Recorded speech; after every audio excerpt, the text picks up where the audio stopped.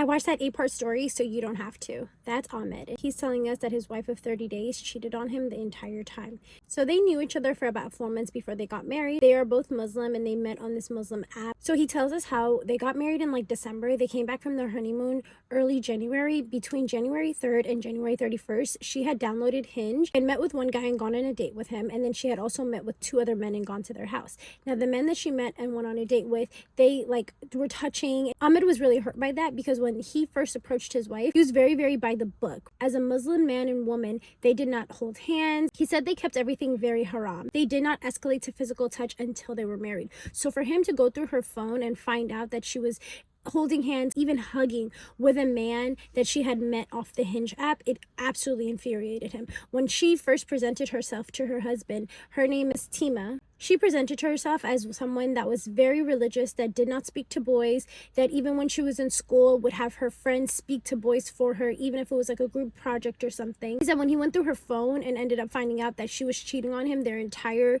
30 days of marriage, he was like, yeah, absolutely not, right? So he called her father, told her father everything. Her father ended up coming down. He ripped her a new one. He basically told Ahmed, like, hey, this is your decision. Like, how do you want to, divide this up? How do you want to go about your marriage now? The Muslim culture, when they got married, he did something called, I believe it's called a mahr. It's M-A-H-R. He had already given her $13,000 of gold, right? And he already spent $31,000 on the wedding.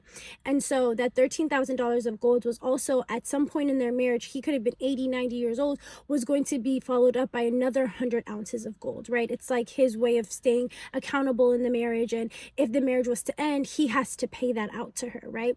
And so obviously he found out that she was cheating. That 100 ounces is out the door, right? So once Ahmed made his decision, he went back to his wife and the father and he said, look, she can keep the $13,000 in gold. I'm not going to tell anybody about why we're getting divorced. She can keep her dignity, but I definitely want a divorce. I want to move on with my life. So when the father and daughter came back and said, hey, we need the rest of the mahr, you have to pay out the rest of the $300,000, then Ahmed looked at them and said, absolutely not. Why would I pay any more money when I just paid almost $30,000 to marry your daughter not even 28 days ago and she cheated on me the entire time? No, I'm not paying anything. So he said, forget this, I'm still going to file for divorce. So he goes to the courthouse, he files for divorce, and then he said this is when everything went left. His ex-wife Tema, she starts to try to portray herself in the courts as like an abused, a battered woman, someone that was getting taken advantage of.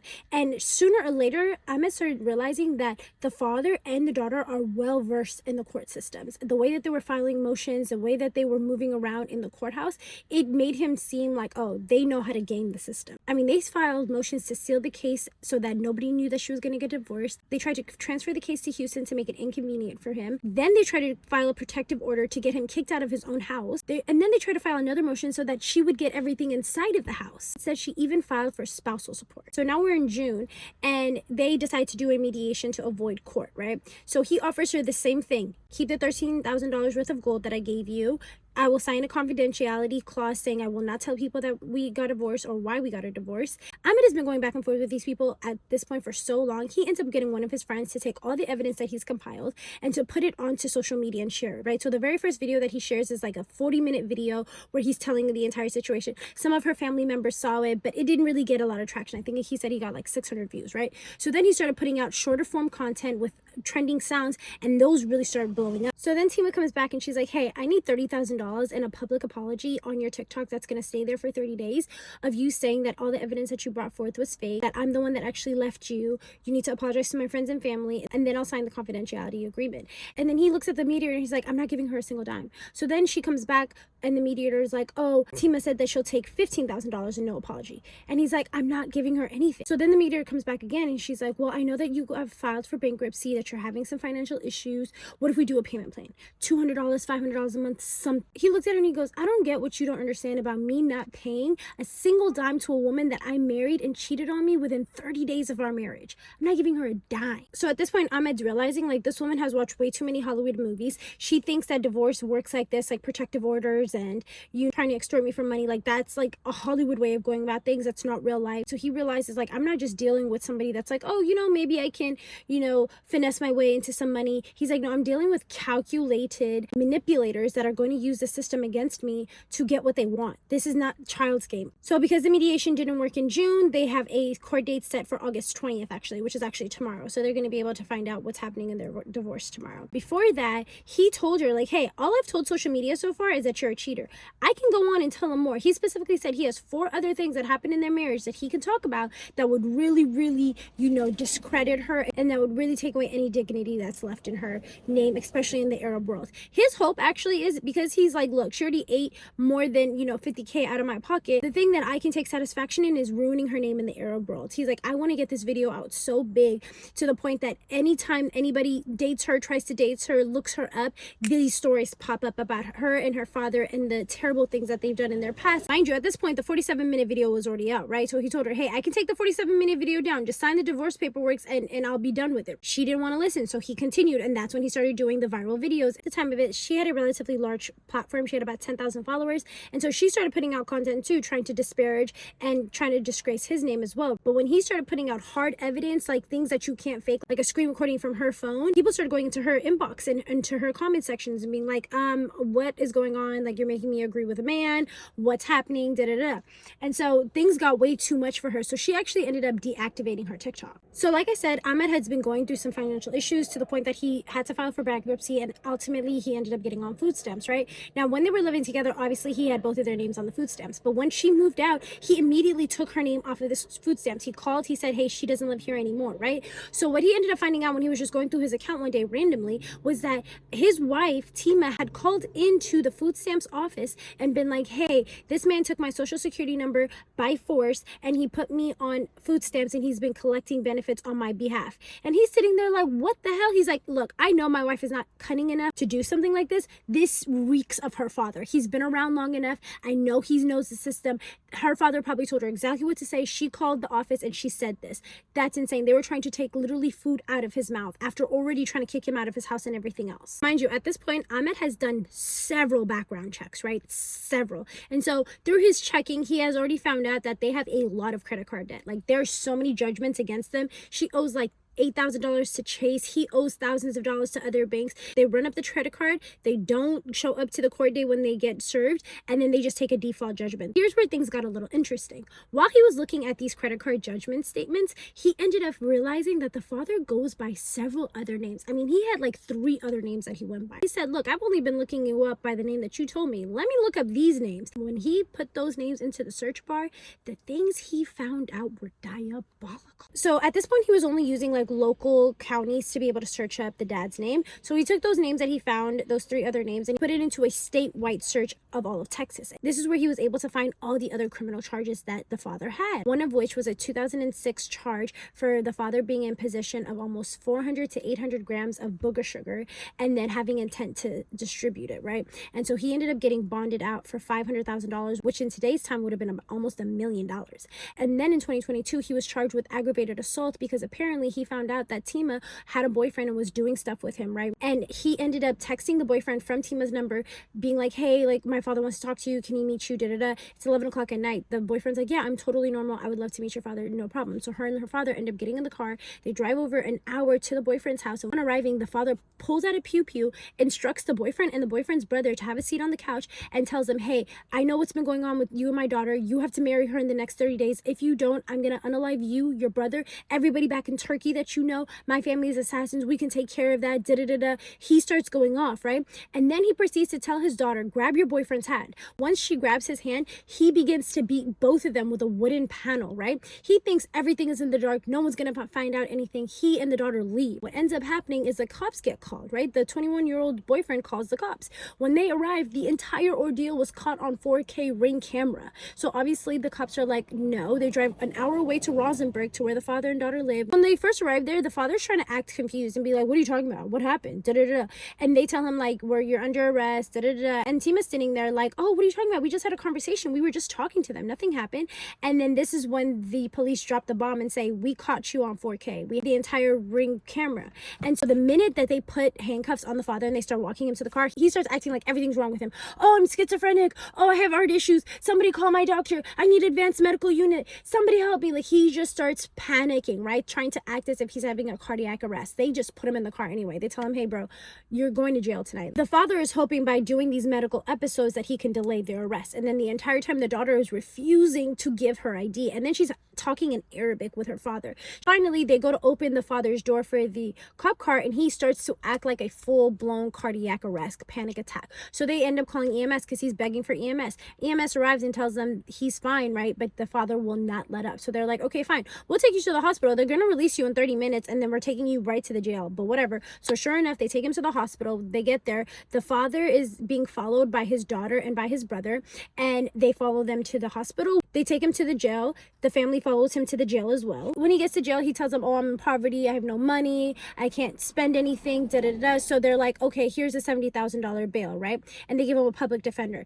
The minute he finds out that he's facing 10 years for this charge, immediately fires the public defender, hires a paid lawyer. While the father was out on bail, he went ahead and contacted his 21-year-old boyfriend and was like, I'll buy you a house if you drop the charges. Like, I'll buy you a house. So then fast forward, the paid lawyer is able to take his charges from 10 years possibility to 5 years probation. How he was able to do that, I have no idea. Now, even though the criminal case was settled, there was still a civil case, right? So Ahmed decided, you know what? I need to talk to this ex-boyfriend. So he ends up using TrueFinder to be able to find the boyfriend, and he contacts him. And the boyfriend corroborates everything that the court paperwork said. And then he told him, yeah, the guy even told me, like, tell my family back home that he threatened me. The father was actually unhinged. There's still a civil case on the docket, and that's actually going to go in front of a judge and a jury this week. As far as Ahmed knew, this man was broke. He had no money. He had no assets. He was living on disability, and he didn't actually know why he was on disability. So he decided to try to figure that out. So during his search, he was like, you know what? I know that these people have family back in Michigan. Let me see if there's anything, percolating in Michigan state system. And he ends up finding out that this guy was in a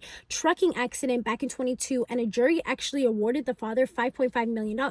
So now Ahmed's even more confused. He's like, if he was awarded 5.5, why is he trying to extort me for $300,000? Like, what is actually going on? What actually ended up happening was the father was faking all of these injuries, all of these issues, trying to say like, oh, my back, oh, I fractured this, oh, I fractured that. Come to find out, he was paying off doctors to say all of these illnesses and all of these injuries. And once the jury awarded him that 5.5, the defense attorneys of the trucking company was able to come back and reverse the judgment and settle for far less, almost only the amount that was needed to pay off the father's lawyers and nothing less. So he actually was left in more financial ruins. And because of that accident, he was able to end up getting on disability. And that's how he was defrauding the government for disability money. Ahmed was even able to find the website of the lawyer for the trucking company as he was boasting about his win and how he was able to save his client $5.5 million. He got on the phone with the lawyer even. And the lawyer explained to him that Jed Dean, which is the father, and Tema are manipulators, liars, scammers, the best of the best. Can't say what they settled for. Ahmed believes that based on the fact that he was able to hire a lawyer, that Jed Dean, which is the father's name, probably has more money than he is allowing the courts or even Ahmed to know. The father's so committed to presenting himself as though he is in poverty to the point that he's not even hiring a lawyer for his daughter to be able to have a representation for the divorce hearing. Now, Ahmed feels like he is fully capable of discussing this case and being able to articulate himself in front of a judge. He, on the other hand, is like, my wife definitely can't do that. But after Ahmed spoke with the trucking company's lawyer, that's when he realized, oh, this man actually has zero money. All that he gets is that disability money and whatever the wife is making. That's why he is so determined to extort me. It's all starting to make sense now. Ahmed tells us that his ex-wife Tima was actually fabricating text messages herself, while at the same time claiming that Ahmed was doing that. Now, he was able to show that all she had was a text conversation that had no prior conversations in it, with just the first 3 letters of his phone number, and him admitting that all the evidence that he created was false. But he has a voice recording of her voice with her father admitting to not only cheating on him, but also trying to extort him as well. Ahmed realizes that what the father was trying to do was that he was trying to draw things out and have things kind of like be lagging and delayed so that it would fill up almost a year of them going back and forth in court, so that when they finally did get divorced, the father can be like, oh yeah, they were married for a year and it didn't work out, not the actual 28 days that they were really married for. In one of the posts that Ahmed's friend made for him on his TikTok, you can see that Ahmed put all of Tima's family in a group chat with her father and put all of the criminal evidence that he found, all of the paper paperwork, all of the judgments, the credit card stuff, everything into a group chat and sent it to his family. And basically his reasoning was, it's one thing for the internet to know that you're a POS and that you are like playing me and manipulating me. It's another thing for your close friends and families to be completely aware of your true behavior in this world, and for your ranking in hierarchy in that family to go to the bottom, and for you to only be thought of as the lying and scheming type of man that you are. Tima actually has a sister, and he's only heard of the sister. He's never seen her. There's no photos of her in the family house, nothing, right? And so once they got married, he finally asked her and said, hey, like, what's going on? Your family just says that she's abroad, she's studying. What's the actual truth, right? Come to find out, Tima tells him, oh, she didn't want to abide by my father's rules in the house, so she had to leave the house. So he's like, what the hell? So when he was doing his detective work, he ended up seeing the sister's name listed as one of the possible people that lived in the house, right? So he took that name, he was able to search her up. And when he looked into her name more, he saw that she lives in Houston now with 2 other people. One of those people being a guy named like James Mosley. When he looked that guy up, he was a Christian rapper. So this all made sense to him from a Muslim perspective. Clearly your father disowned you and kicked you out the house because you decided to go either convert and be with a Christian man, or just simply still be a Muslim woman and be with a Christian man. Either one would not fly with a Muslim father, apparently. To Ahmed, the $31,000 on the wedding and the $13,000 in gold, honestly, it's no good to him anymore. He's like, it's fine. Me publicly being able to state my case and to bring to light your foul play is honestly good enough for me. I am satisfied. I'm happy. He's like, I have no sweat about what's going to happen on the 20th of August in that courtroom. Either way, I know I'm going to get a divorce. Either way, I know I'm going to move on. I'm going to have kids. I'm going to get married again. This has not scarred me. This has not traumatized me. It has just taught me to be very vigilant of the women that I'm going to deal with in the future. You, on the other hand, might as well change your name so that nobody figures out the truth about you, because this is forever on the internet. He's like, I'm going to make sure there's accessibility to this page as long as I possibly can. Even with the case tomorrow, she did her best to try to delay it. She asked for it to be transferred to her county so that he would be inconvenienced. They said no. She told them, oh, I have to go to battered and abused women's counseling. You're going to interfere with that. They were like, that's fine. You still need to travel to Collins County. We're not transferring it over to Houston. Sorry. Then she requested that it be on Zoom. Overall, when it comes to the public courts, Ahmed is very pleased. He's happy that the story has gone out there, that people are going to know about what type of terrible behaviors and actions not only his ex-wife Tima did, but also the father Jadeen. Ahmed, I'm sorry that this happened to you. I'm wishing you the best. I hope that you continue to, fight for yourself, protect yourself. Either way, you guys tag me in this a bunch. I wanted to make sure I got it out to you guys. I appreciate you guys as always. Bye.